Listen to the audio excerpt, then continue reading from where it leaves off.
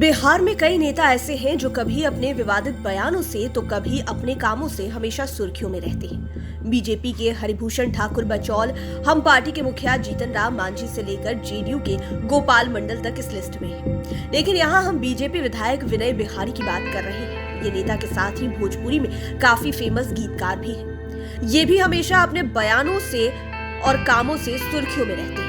ऐसे में हम आपको आज बीजेपी विधायक विनय बिहारी के उन 5 प्रसंगों के बारे में बताएंगे जिनकी वजह से ये सुर्खियों में रहते हैं। विनय बिहारी बेतिया के लौरिया विधानसभा क्षेत्र से लगातार 2 टर्म से विधायक हैं। ये अब तक सैकड़ों भोजपुरी गाने लिख चुके हैं, लेकिन राजनीति में आने के बाद से ये हमेशा सुर्खियों में रहते हैं। एक बार तो बिहार की एनडीए सरकार में ये मंत्री भी रह चुके हैं। तब इन्हें कला एवं संस्कृति विभाग की जिम्मेदारी दी गई थी। दरअसल विनय बिहारी का एक वीडियो 28 अगस्त 2022 को वायरल हुआ। इस वीडियो में विधायक विनय बिहारी हाथी पर चढ़कर फायरिंग करते नजर आ रहे हैं। उनके पीछे हाथी पर उनका एक बॉडीगार्ड भी बैठा हुआ है, जो विधायक को राइफल देते दिख रहा है। बाद में विधायक राइफल से एक राउंड फायरिंग करते नजर आ रहे हैं। कहा जा रहा है कि वायरल वीडियो योगापट्टी थाना क्षेत्र के मच्छरगावा बाजार का है।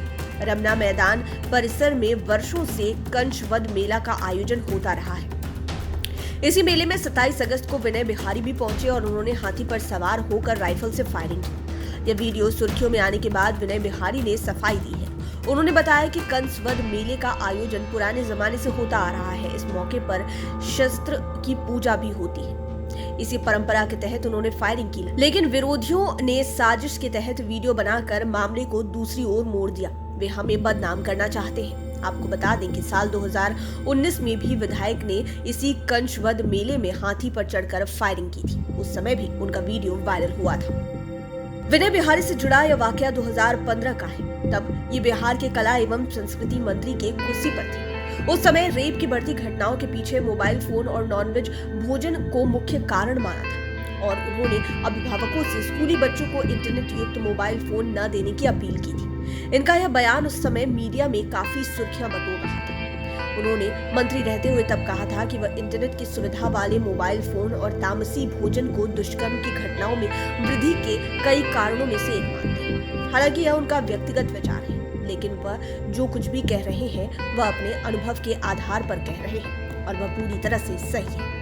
विनय बिहारी ने यह भी कहा था कि मोबाइल फोन पर गंदी फिल्मों को देखने और नॉनवेज खाने से युवाओं में मानसिक विकृति आई है। उन्होंने कुछ स्कूली बच्चों को मोबाइल फोन पर अश्लील फिल्में देखते हुए पकड़ा भी है। हालांकि उन्होंने यह भी कहा था कि मोबाइल इंफॉर्मेशन का एक बेहतर माध्यम है, लेकिन इसका इस तरह से दुरुपयोग भी नहीं होना चाहिए। अब बात करते हैं विनय बिहारी से जुड़े अप्रैल 2022 से एक वाकये की।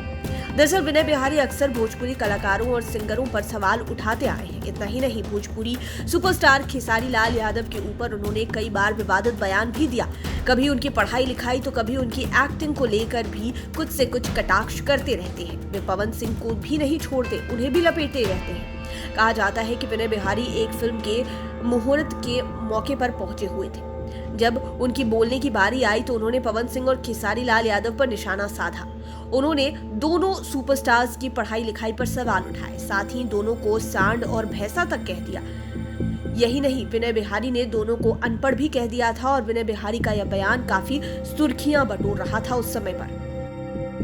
भतीजे की लव स्टोरी में फूफा की एंट्री, बिल्कुल सही सुना आपने। इसी वजह से विनय बिहारी के खिलाफ किडनैपिंग की प्राथमिकता पटना के अगमकुआं थाने में दर्ज कराई गई थी। यह वाकया भी इसी साल के फरवरी महीने में हुआ था। हालांकि इस मामले का उसी समय पटाक्षेप हो गया था। दरअसल फरवरी 2022 का यह मामला है और उस समय विधायक पर 25 साल की एक लड़की के अपहरण का केस दर्ज हुआ था। इस केस में विधायक की पत्नी चंचला सिंह और साला राजीव सिंह को भी नामजद किया गया था। अपहरण की गई लड़की की मां ने तीनों के खिलाफ पटना के अगमकुआं थाने में लिखित शिकायत दर्ज की थी। उसी शिकायत के आधार पर पुलिस ने आईपीसी की धारा 366 और 120 बी के तहत केस नंबर 97/2022 दर्ज किया था। जिस लड़की का अपहरण हुआ वह अपने परिवार के साथ भूतनाथ रोड के प्रोग्रेसिव कॉलोनी में रहती थी। 9 फरवरी की सुबह 9 बजे के करीब लड़की कॉलेज ऑफ कॉमर्स जाने के लिए घर से निकली थी, लेकिन फिर घर नहीं लौटी थी। तब विनय बिहारी ने बताया कि मेरे ऊपर केस किया गया है, लेकिन मैं दोषी नहीं, मैं विधायक हूँ इसलिए मेरा नाम शामिल किया गया। जबकि यह मामला प्रेम प्रसंग का है और मैं उस लड़के का फूफा हूँ। मेरा इस केस से कोई रिश्ता नहीं है, मैं कहीं से भी दोषी नहीं हूँ। बाद में लड़की खुद थाने पहुंच गई और कहा कि वह अपनी मर्जी से बीजेपी विधायक विनय बिहारी के साली के बेटे राजीव के साथ गई थी और उसने राजीव के साथ शादी कर ली है। अब बात करते हैं उनके उस बयान की जिसमें उन्होंने विधायकों को हिजड़ा कह दिया था। यह बयान भी काफी सुर्खियों में रहा था।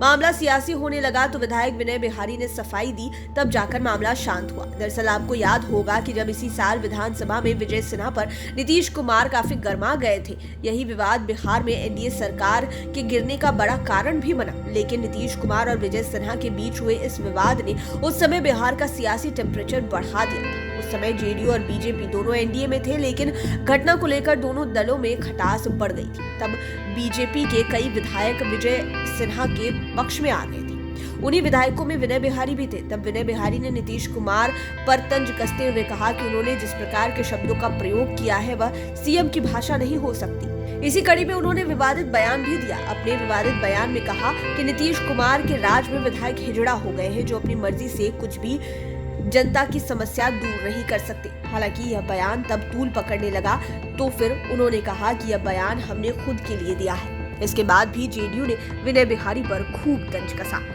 उम्मीद है ये वीडियो आपको पसंद आया होगा। इसी तरह की वीडियोस के लिए हमारे चैनल 5 PM को सब्सक्राइब कर लें, साथ ही फेसबुक पेज को भी लाइक करें। धन्यवाद।